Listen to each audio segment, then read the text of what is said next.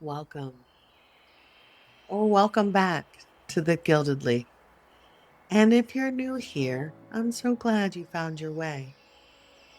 This is a place to take deep breaths, to find a comfortable place to settle and let yourself arrive wherever you are. Hi, I'm Bridget, the voice and writer behind the Gilded Leaf. And for those that don't know me, I'm a leaf lover, gardener. I love tea, so some people can say that I'm a tea fanatic. And yes, I pee a lot. That's just the truth of living in a steeped life. Don't judge.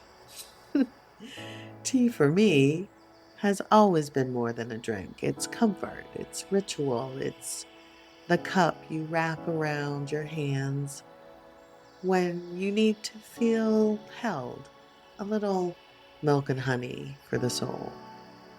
This podcast is my passion project, a slow conversation at the intersection of plants, healing, and the interior light. So today's steeping, I'm sitting with the herb Burdock Root, and I've chosen because its nature is exactly what this conversation asks of us. It goes down before it goes out. It roots before it blooms. It tends the dark, mineral-rich soil of things without needing to announce itself. That is the energy we're moving in today. So please pull up a chair, make something warm. This is the kind of conversation that deserves a cup in your hands. Some weeks, the steep asks for something quieter than teaching. This week, it asked for truth about my truth. So I want to tell you about a specific basement. It is very lit, long in length, warm, I think held together by something that has no easy name, kind of angelic or otherworldly or intentional, or maybe the word is love. My beloveds, maybe that basement was just formed out of love, or the particular kind of energy that gathers in a space where real celestial work has been done over years, held by stardust. Anyway, I had many unexplainable experiences in that basement. Me, Trisha, and the cat, who always knew exactly where to sit. I would walk up the stairs starry-eyed, drenched from energetic traveling, making sure I said goodbye to Julia and certainly giving the cat a quick pat before disappearing into my car as I navigated the rainy, dark mists of Beaverton. I would see Trisha every month for a good stretch of seasons, working on mother issues, father issues, relationship issues, family issues, and all the time Trisha was just walking me home, clearing out the baggage, holding sacred space for the light to shine more brightly within me. I loved being on her table. Looking back, it was a season when my lotus flower was murky. The clear, unlit path was troublesome to see through, and Trisha was the guide, illuminating the way by clearing all of those low-hanging branches.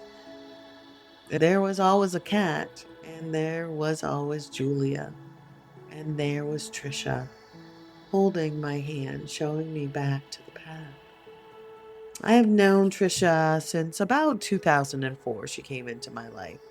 She is a Reiki master, a healer, a sager, a channeler of Archangel Michael, in which I say plainly because Trisha is not someone who needs softening or explaining around. She has an extraordinary gift. She is exactly who she is and who she happens to be one of the most quietly extraordinary people that I have ever had the privilege of knowing. When I was moving through this graduate program at OCOM, Trisha was on the outside of the curriculum holding us all together, a cohort of students learning to work with energies, untrained wild, meridians and chi and the body's invisible architecture moving through energetic releases of any and every kind. And Trisha was there. She steadied us. She was contained, the person you called when the work cracked something open in you and you didn't quite know what to do with what spilled out. Trisha was there. And I was one of those students. And over the years, 20 something, no, more than 20 years now, I have returned to that fairy lit basement more times in my mind than I can count. Each time carrying something in, and each time leaving a little lighter. And what we worked on, those wounds, were expansive. My wound is adoption. And the thing that I've learned about adopted children, we have a particular relationship with roots, or rather, with their absence. To be adopted is to be transplanted before you have any say in the soil, the family of origin, whatever it held, whatever it might have offered. The ground is no longer yours. And children without a clear sense of where they come from are tender in a specific way, not broken, susceptible, the way a young plant is susceptible when it hasn't yet had time to anchor. And when the wind comes and there's not yet enough beneath the surface to hold, we fall. For me, that tenderness was compounded early. My parents divorced when I was 6, and something in that, the splitting of the ground I was already learning to stand on, planted the seeds of fragility I would spend decades trying to understand. Around my sacral center, around the very place in the body where stability and rootedness are meant to live. I did not know then that I was working with a root wound. I only knew that something in me felt unsteady in ways I couldn't name, that I reached for solid ground and kept finding it wasn't quite where I thought it was. Burdock Root knew. It always goes there first. But let me back up, because the basement was not where the story began. The story began the way that most stories do, much earlier than I knew how to see at the time. And I want to say this plainly, the way Trisha taught me to say true things, without apology, without over explanation, just this is what is. I was adopted. And in that particular origin, in that specific silence that surrounded closed adoptions, a narrative took root in me before I even had a language for it. A quiet, devastating, absolutely false story that said, you were given away because you are not worthy enough to keep. I want to be clear. I love my adopted family. This is not a story about blame.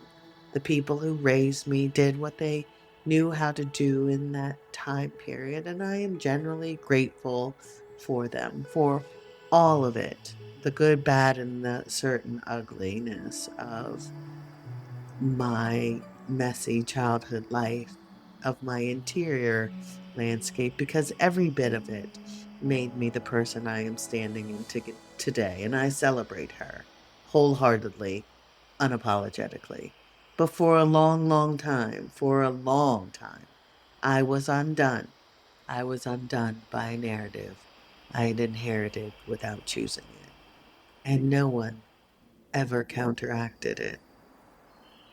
And the thing about false narratives is that they don't stay quiet. They go on a journeying. They find evidence. They recruit.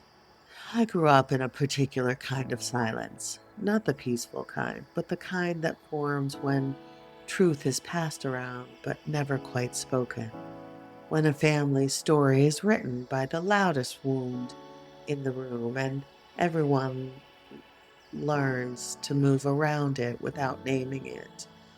I learned early to read the undercurrent, to feel what wasn't being said, to carry without knowing I was carrying the accumulated weight of generations of people who also never had the words.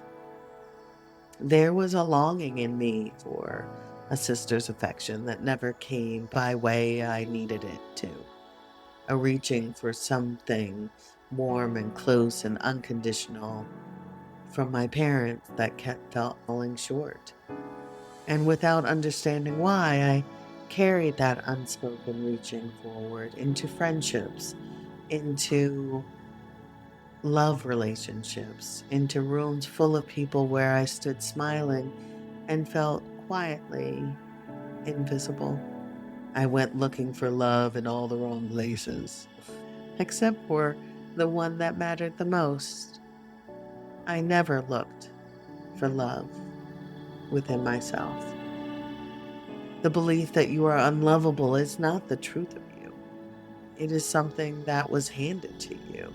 I did not yet understand that longing was not only mine, that it had been passed to me hand to hand, generation to generation, through people who also searched, who also ached, who also built their lives on love that was conditional or withheld or just never quite enough. We inherit more than blood. We inherit the particular shape of hunger. The stories so old by the time they reach us that we mistake them for truth. And the quiet, devastating belief, planted long before we had words for it, that we were not quite enough to keep. The behaviors that followed were not evidence of who I was. They were symptoms of what had never been spoken.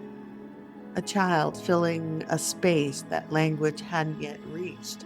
And in my family, in those particular silences, when I needed reassurance that I wasn't a bad child, I chose bad things, but I wasn't a bad child. That's the difference between guilt and shame.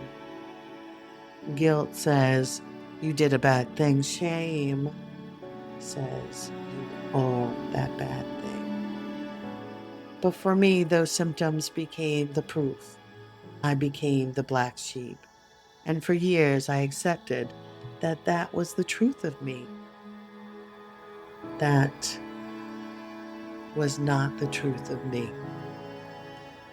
It was a wound that had never been brought into the light. What I had come to understand slowly and perfectively, the way all real understandings arrive, is that life is not the mess. It is the story we tell ourselves about the mess that shapes us. I came into this world with fire in me. Anyone who knows me knows that. The kind of fire that lights up a room and, when young and unguided, also scorched a lot of them. I needed a particular kind of tending, specific words and specific warmth, and in their absence, I found my own way through. But the impulsive moments, the growing pains, the undiagnosed, the places where I stumbled, those did not stay neutral. They fed the narrative. Each misstep became new evidence for the voice that had been waiting, patient and quiet in the dark, telling me what it had always believed. You see, this is who you are. It was not who I was. It was a frightened child, locked in the interior room, waiting for someone to come and say, I love you. People make mistakes. You're not perfect. It's all right to come out now. You were never the wound. You were always the light trying to get through it. Trisha came, and she said exactly that.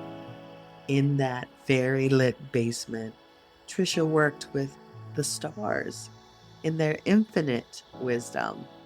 She worked with Archangel Michael, the great illuminating present, the one who carries the sword of truth, not to wound, but to clear. And she brought both to bear on the unlit rooms of my interior landscape. What we did together in that space was not gentle in the way comfortable things are gentle. It was gentle in the way truth is gentle when it finally arrives, clarifying, relieving, like setting down something you didn't realize you hadn't even been holding. She guided me through past lives, through the long corridors of ancestral memory, the places where old afflictions had left their fingerprints on my present. We traveled together in the basement in ways I still don't have complete language for, astral planing through stardust and past the illumination of moons into the rooms of my own history that I had sealed off without knowing I had the key. She showed me that the thread I had been following, the longing, the searching, the particular ache of feeling unlovable, was not a character flaw. It was an inheritance, and inheritances, unlike character flaws, can be examined, can be returned, and can be transformed. She helped me understand my role in my family, not as the broken one, not as the black sheep, but as the one who was brave enough, or perhaps just desperate enough, to feel everything that everyone else had agreed not to reconcile with. She helped me scrape away, layer by layer, the accumulated unseemly bits, the stories, the shame, the false narratives stacked like the rolling hills of a landfill, until something cleaner was visible underneath. Not a new self, the original one, the one that had always been there, waiting beneath the weight of everything that had been placed upon it. She held the lantern. She sat with me in the unlit rooms and said, You can look. It's safe to look. And I looked. Cheers. This week I have been sitting with Burdock Root. Burdock, as I shared in Wednesday's weekly steep and in Friday's podcast, is a plant that works beneath the surface. It does not bloom first, it roots first. It goes down into the dark, into the mineral-rich soil of things, and tends quietly, steadily, without needing to announce itself. That is what Trisha's work felt like to me. Not dramatic, though there were many lightning bolt moments of transformation. Something slower and more honest than that. Session after session of going down, of following the route to where it actually began. And what I found was not what I feared. What I found, what Trisha helped me find, what Archangel Michael helped illuminate, was that God lives within, not outside, not in the conditional love I have spent so long chasing within my family or friends or love relationships, not in the sister's embrace that never quite came, not in the approval I had been quietly bargaining for with my entire life, but within, in the root, in the ground beneath everything I had built and everything I had lost and everything I had been too afraid to look at directly. that sacred does not live only in the blooming. It lives in the root, in the dark, in the rich ground, in the tending itself. And in TCM, we're taught that dis-ease is a mirror, that what the mind carries unexamined, the body will eventually speak. That the symptom is not the enemy, it is the message. And that healing always begins not at the surface, but beneath it. Not at the branch, but at the root. As above, so below. As within, so without. And what Trisha helped me understand, what Burdock Root reminds me of every single time I steep it, is that the interior landscape is not something to be afraid of. It is something to be tended, and Burdock Root does that. The way you tend a garden with patience and presence and the willingness to get your hands into the soil of your own life. It was only in the dark that I was able to see the light. I want to say this simply because it deserves to be said simply. I have not had many mentors or sages in my life, not the kind who truly see you, who can hold your full complexity, your full shadow, your full light without flinching. Trisha is one of the few. She has a unique and particular gift, unexplainable but exalted. And everyone who has ever sat across from her in that basement knows it.